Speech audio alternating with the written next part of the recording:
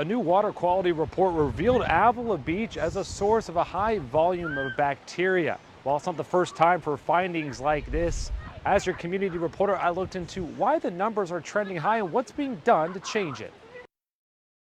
Since 2012, Neil Dilworth and the SLO County chapter of the Surfrider Foundation has been collecting weekly water samples at Avila Beach and at the mouth of the San Luis Creek. For the past 3 years, the water quality report conducted by the organization has found high bacteria rates between 34 and 38%.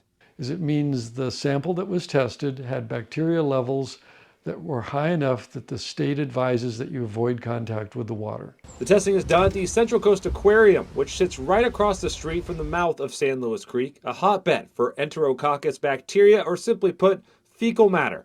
Executive Director Christy Kasarjian of the aquarium says the water quality has a ripple effect. And so that affects what we can provide to the different species that we have on display here for our visitors.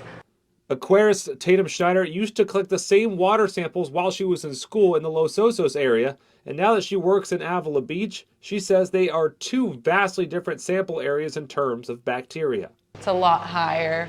There's a lot more of those bright blue wells that you see in the testing.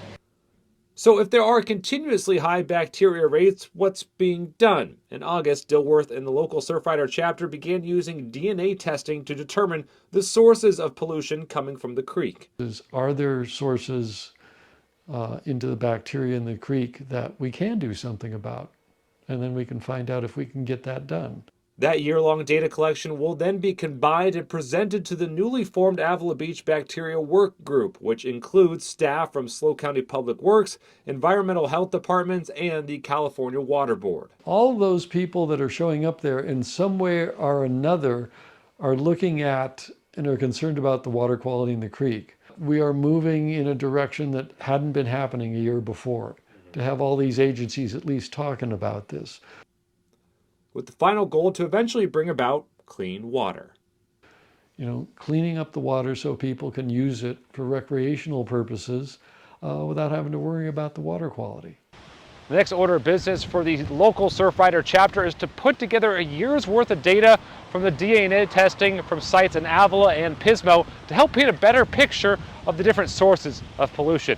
At Avila Beach, I'm Dylan Foreman, KSBY News.